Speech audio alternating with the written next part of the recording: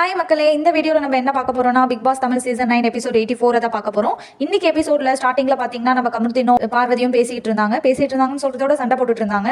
என்னன்னு பாத்தீங்கன்னா இந்த மாதிரி பார்வதி வந்து கமருதீன் கிட்ட நீ ஏன் என்கிட்ட எப்பவுமே ரொமான்டிக்கா மட்டும் பேசிட்டு இருக்க, இந்த கேம் பிளே பத்தி எல்லாம் எதுவுமே பேச மாட்டிருக்க அப்படின்னு கேட்டதுக்கு கமருதீனுக்கு கோவம் வந்துருச்சு.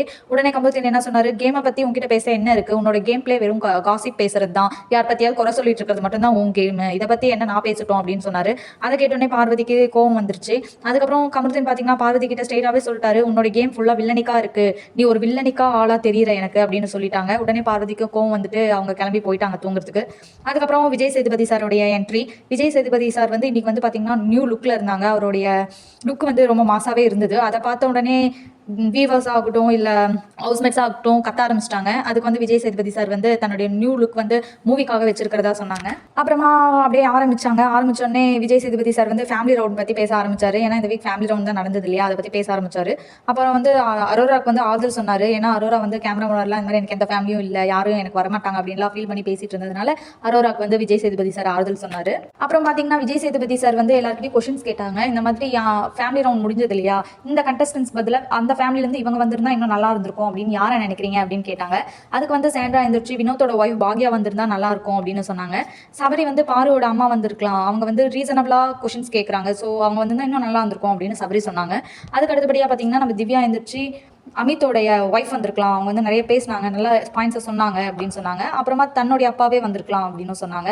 அதுக்கப்புறம் கமருதீன் எந்திரிச்சு அமித்தோட ஒய்ஃப் வந்திருக்கலாம், அவங்க டாக்டர் வேதா வந்திருக்கலாம்னு சொன்னாங்க. இதை கேட்டோன்னே விஜய் சேதுபதி சார் வந்து ஏன்னா அமித்தோடைய பொண்ணு வந்து உங்களுக்கு கிங் கமருதீன் சொன்னாங்கல்ல அப்படின்னு சொல்லி கலாய்ச்சாரு. அதுக்கப்புறம் பார்த்தீங்கன்னா இந்த ஒப்பீனியன் அட்வைசர்ஸ்லாம் பற்றி கேட்டுட்டு இருந்தாரு. எந்த ஃபேமிலி மெம்பர்ஸ் வந்துட்டு அப்புறம் யாரோடைய கேம்லாம் சேஞ்ச் ஆயிருக்கு அப்படின்றத கேட்டாங்க. அதுக்கு வந்து சபரி வந்து சாண்ட்ராவோட கேம்ஸ் சேஞ்ச் ஆயிருக்கு, ஏன்னா இதுக்கு முன்னாடி அழுந்துகிட்டே இருந்தாங்க, இப்போ கொஞ்சம் காமா இருக்காங்க அப்படின்னு சபரி வந்து சொன்னாங்க. அதுக்கப்புறம் பார்த்தீங்கன்னா கனி எந்திரிச்சு பார்வதி சாண்ட்ராவை சொன்னாங்க. பார்வதி வந்து ரொம்ப காமா இருந்தாங்க கொஞ்ச நாளா, திருப்பி அவங்க அம்மா வந்துட்டு அப்புறம் ரீசனே இல்லாமல் சண்டை போடலாம் அப்படின்ற மாதிரி ஆரம்பிச்சிட்டாங்க அப்படின்னு கனி வந்து சொல்லிட்டு இருந்தாங்க. அப்புறம் சாண்ட்ராவை சொன்னாங்க. சாண்ட்ராவுமே அப்படியே ஆப்போசிட்டாக மாறி இருக்காங்க அப்படின்னு சொன்னாங்க. அதுக்கு அடுத்தது பார்த்தீங்கன்னா விக்ரம் வந்து கமருதீனை சொன்னாங்க.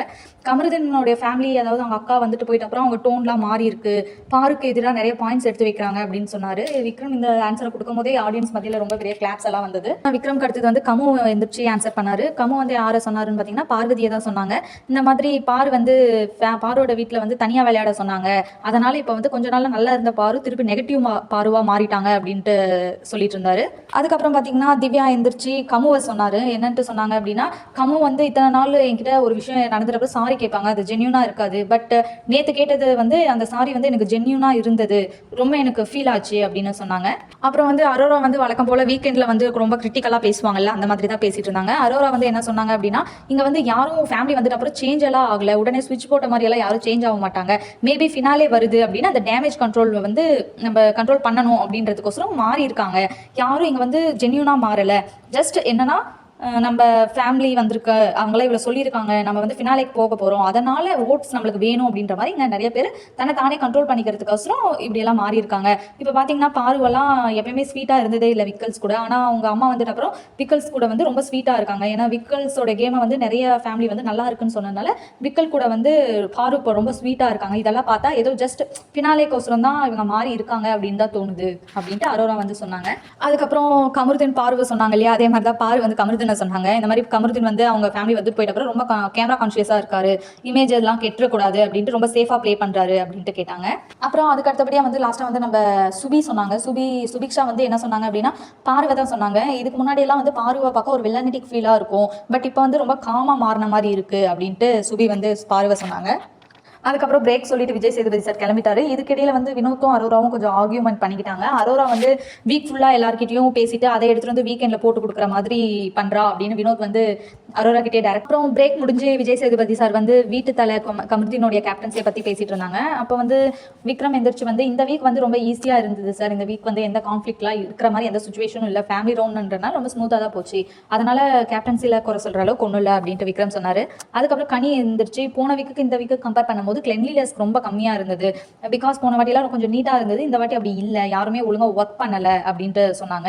அதுக்கப்புறம் வினோத் வந்து என்ன சொன்னாரு அப்படின்னா, இந்த மாதிரி பாருக்கு வந்து கமருதீன் ஹெல்ப் பண்ணாரு, ஒரு தலையா இருந்து கமருதீன் வந்து வேலை வாங்கி இருக்கணும், பாருக்கு ஹெல்ப் பண்ணியிருக்க கூடாது அப்படின்னு சொன்னாங்க. அதுக்கப்புறம் சபரி எந்திரிச்சு தலை ரூம்ல கமருதீனோட பாரு தான் அதிகமாக இருந்த மாதிரி இருக்கு அப்படின்னு சொன்னாங்க. அதுக்கப்புறம் விஜய் சேதுபதி சார் வந்து கமருதீன் கிட்ட ஏன் ஒர்க்கெல்லாம் வாங்கல அப்படின்னு கேட்டாங்க. அதுக்கப்புறம் பார்வதி கிட்ட ஏன் ஒர்க்லாம் பண்ண மாட்டேங்க அப்படின்னு கொஸ்டின் கேட்டதுக்கு பாரு வந்து எப்பயும் போல பேச ஆரம்பிச்சிட்டாங்க, ஆர்கியூ பண்ண ஆரம்பிச்சிட்டாங்க. ஆர்கியூ பண்ண உடனே இந்த மாதிரி நான் அதிகமாக பேசுகிறேன், பேசிக்கிட்டே நான் செஞ்சிடறேன், மேபி நான் வந்து அந்த மாதிரி புலம்பிக்கிட்டே செய்கிறதுனால என்னுடைய ஒர்க் தெரியல அப்படின்னு சொல்லினே விஜய் சேதுபதி சார் அதுக்கு ஆன்சர் கொடுத்தாங்க.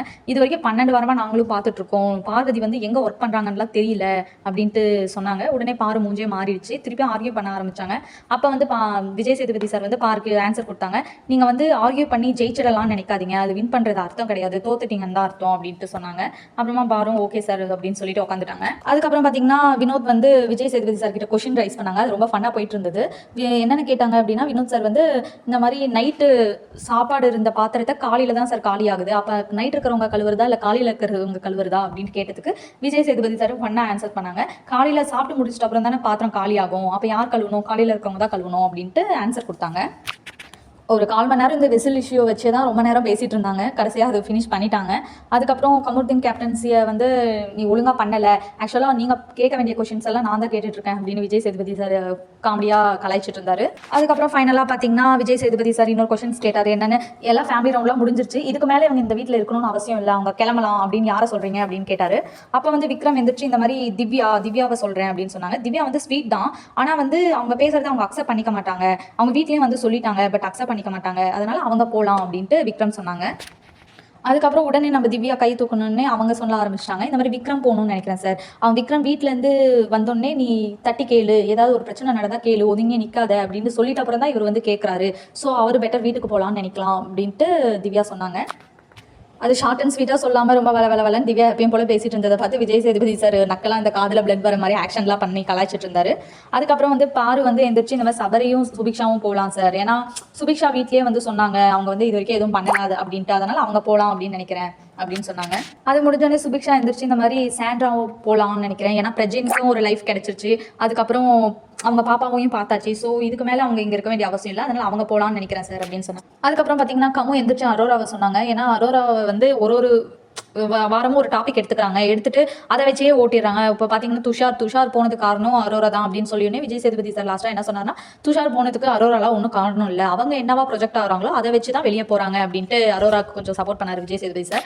உடனே அரோரா கண்ணில் தண்ணி வந்துருச்சு. அதை பார்த்தோன்னேவும் கேட்டார், எல்லாத்துக்குமே அழுணும், ஹர்ட் ஆகணும்னா அழுந்துட்டு தான் இருக்கணும் அப்படின்னு சொன்னதுக்கு அரோரா வந்து வருது சார் அப்படின்ட்டு சொன்னாங்க. அப்புறமா விஜய் சேதுபதி சார் வந்து இங்கே எல்லாரும் அவங்க ஒப்பீனியனை வைக்க தான் செய்வாங்க, அது எல்லாத்துக்கும் அழுணும்னு அவசியம் இல்லை அப்படின்ட்டு அட்வைஸ் பண்ணார். அதுக்கு அடுத்தபடியாக சாண்ட்ரா இருந்துச்சு இந்த மாதிரி சுபிக்ஷா போகலான்னு நினைக்கிறேன் சார். சுபிக்ஷா வந்து பீட் பாக்ஸ் மட்டும் தான் பண்ணிட்டு இருந்தாங்க, அவங்க வீட்டில் வந்து அதையும் பண்ண வேணாம்னு சொல்லிட்டாங்க, இதுக்கு மேலே சுபிக்ஷா கிட்ட பண்ண ஒன்றும் இல்லை, அதனால் அவங்க போகலாம் அப்படின்னு சொன்னாங்க. அதுக்கு அடுத்தது வந்து சபரி வந்து பாருவை சொன்னார். பாரு வந்து இப்போ வந்து ஒரு நல்ல டோன்லேயே இருக்காங்க, நல்ல ஒரு கேரக்டரில் ப்ரொஜெக்ட் ஆகிட்டு இருக்காங்க, அதோடையே போயிட்டா நல்லதுன்னு நினைக்கிறேன் அப்படின்ட்டு சபரி வந்து பாருவை சொன்னாங்க. அதுக்கப்புறம் வந்து விஜய் சேதுபதி சார் வந்து சுபிக்ஷாவுக்கு ஒரு அட்வைஸ் கொடுத்தாரு. நீ பீட் பாக்ஸ் பண்ணது நல்ல விஷயம் தான், பட் வந்து அது மட்டுமே ஃபோக்கஸாக இருந்தால் மற்றதெல்லாம் மறந்துரும்னு சொல்கிறாங்க, மற்றபடி நீ பீட் பாக்ஸ் பண்ணது தப்பு இல்லை அப்படின்ட்டு கொஞ்சம் மோட்டிவேட் பண்ணிட்டு இருந்தாரு சுபிக்ஷாவை. அதுக்கப்புறம் எபிசோடோட ஃபைனல் பார்ட் வந்துச்சு. நாமினேஷனில் இல்லாதவங்களெல்லாம் ஒரு பக்கமும், நாமினேஷனில் இருக்கவங்கள ஒரு பக்கமும் உட்கார சொன்னாங்க. அதில் பார்த்தீங்கன்னா கமு மட்டும் தான் தனியாக உட்காந்துருந்தாரு. அப்போ வந்து பாருவை வந்து சேவ் பண்ணிட்டாங்க. சேவ் பண்ணியுடனே பாரு வந்து கமருதீன் பக்கத்தில் உட்காந்துட்டு அது ஒரு ஃப்ரேம் வச்சாங்க. ஆடியன்ஸ் எல்லாம் சிரிக்க ஆரம்பிச்சிட்டாங்க. ஃபைனலாக விஜய் சேதுபதி சார் வந்து எவிக்ஷன் கார்டு காட்டிட்டாங்க. இன்னைக்கு எபிசோடில் யார் எவிக்ட் ஆனாங்க அப்படின்னு பார்த்தீங்கன்னா நம்ம அமித் எவிக்ட் ஆகிட்டாங்க.